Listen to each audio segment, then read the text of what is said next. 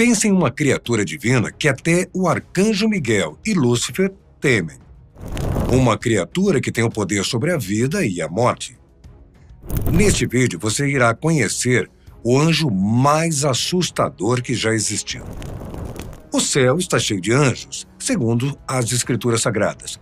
Eles foram os primeiros seres criados por Deus com o objetivo de ajudá-lo a administrar a vida que viria logo depois.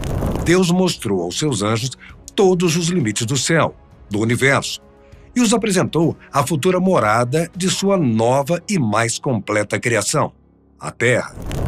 Determinou que eles atuariam ali, naquele lugar primordialmente paradisíaco, a fim de orientar e proteger seus futuros habitantes, as civilizações humanas. Mas como tudo que é criado, nada foi tão simples, mesmo para Deus. Segundo consta no livro de Enoque, os anjos foram criados antes do mundo físico e muito tempo antes dos humanos, para que pudessem aprender suas funções no mundo.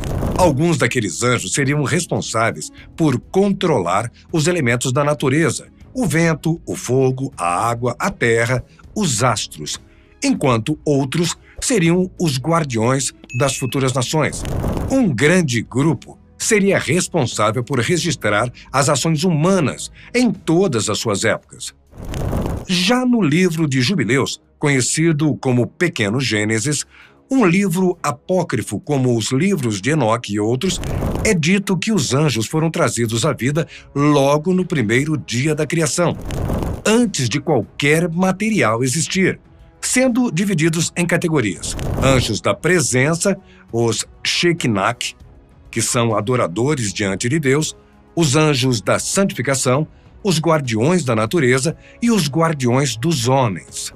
Essas categorias formaram a base do que se tornou a angelologia muito tempo depois. Os anjos também foram criados segundo o Apocalipse de Abraão para intermediar a comunicação entre os homens e Deus, sendo alguns deles representados por formas cósmicas vivas e não apenas seres personificados. Já Levi, em seu testamento, descreve o céu dividido em camadas, cada uma habitada por diferentes ordens de anjos. Então aparece a noção da hierarquia celestial, que mais tarde seria sistematizada por escritores cristãos como Pseudo Dionísio ou Areopagita, que escreveu mais detalhadamente sobre a hierarquia dos anjos, classificando-os como serafins, querubins, tronos e outros. E quanto aos anjos? Bom, pouquíssimas passagens bíblicas, de fato, que contam realmente como eram os anjos. As melhores fontes para conhecê-los são os livros apócrifos. Eles dão detalhes realmente arrepiantes. Tanto que, às vezes, os anjos podem parecer mais assustadores do que seres protetores. Nos livros apócrifos clássicos, como o primeiro livro de Enoque e Jubileus, o anjo mais próximo de Deus é geralmente identificado como anjo da presença, sendo frequentemente associado a Miguel.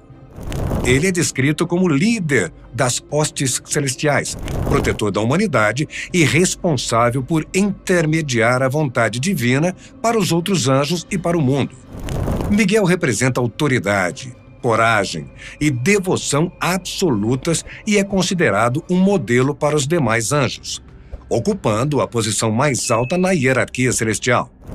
Ele é descrito como incansável na proteção do plano divino, participa diretamente das decisões e julgamentos que envolvem tanto o cosmos quanto os humanos, e é sempre uma figura presente nas histórias que envolvem anjos. Gabriel, Rafael e Uriel também são mencionados nos apócrifos como arcanjos de grande importância, cada um com funções específicas que sustentam o equilíbrio entre o céu e a terra.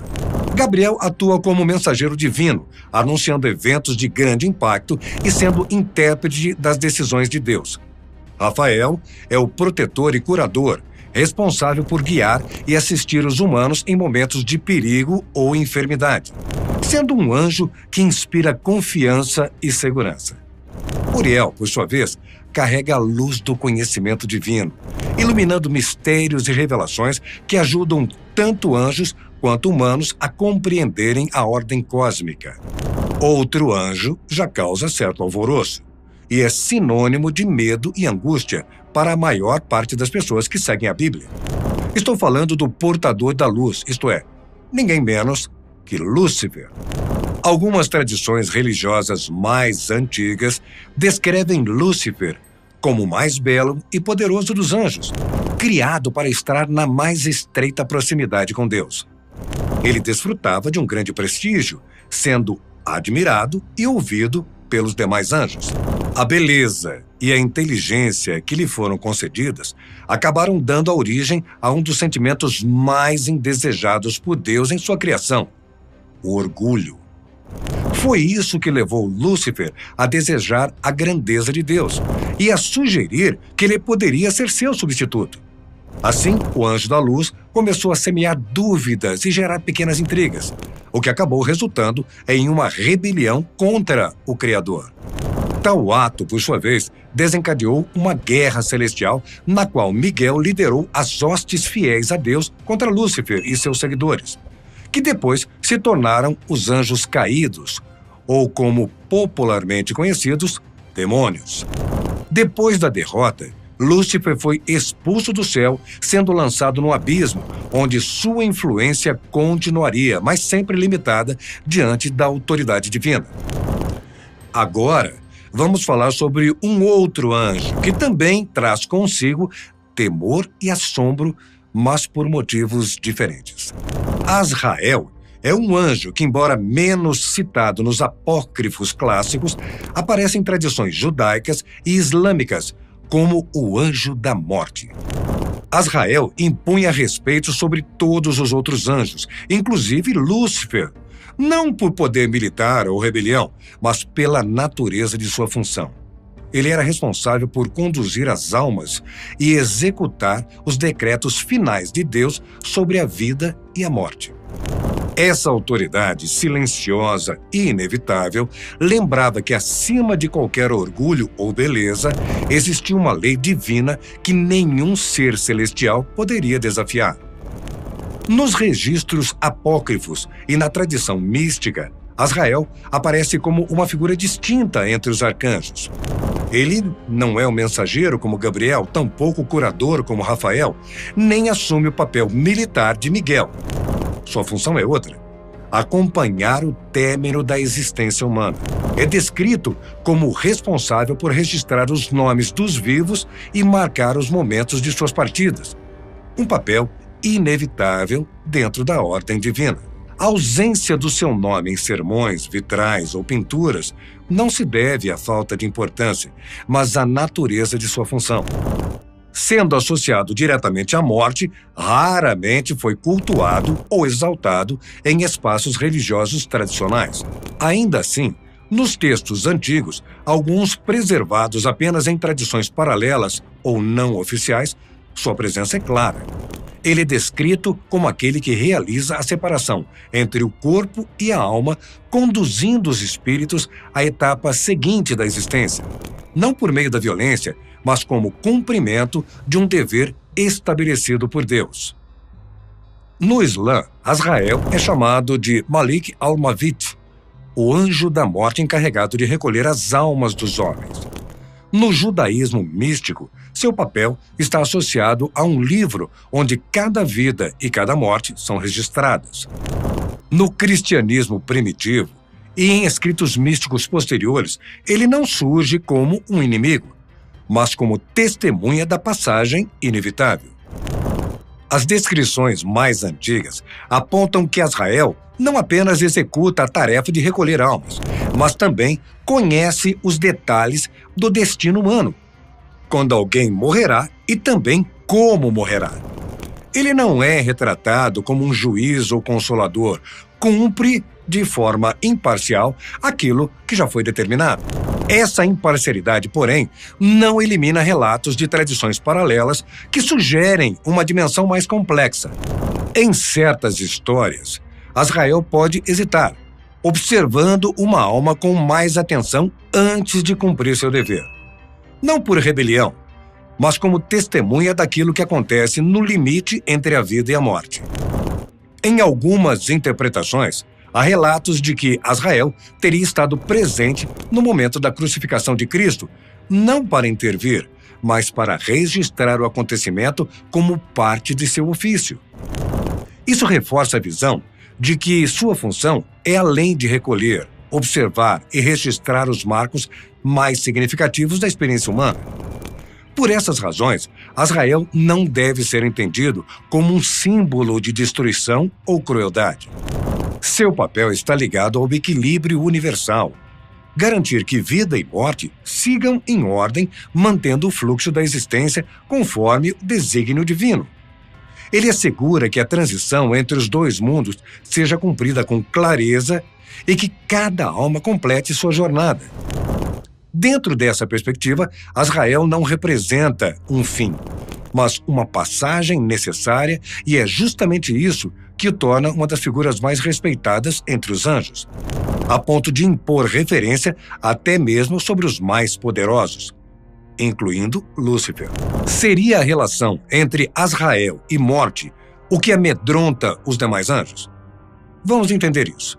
No pensamento islâmico, a relação entre Azrael e a própria morte recebem diferentes interpretações ao longo dos séculos. Alguns estudiosos defendem que ambos são uma única entidade, outros que a morte é um princípio ou instrumento usado por Azrael para cumprir seu papel de recolher as almas. Essa distinção acabou dando origem a diversas narrativas preservadas em comentários e compilações religiosas. Uma dessas tradições descreve a criação da morte como algo separado de Azrael. Quando Deus trouxe à existência, ordenou aos anjos que a contemplassem.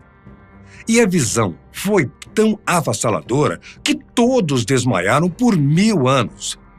Ao despertarem, reconheceram que a morte deveria submeter-se a Azrael, estabelecendo sua autoridade sobre ela.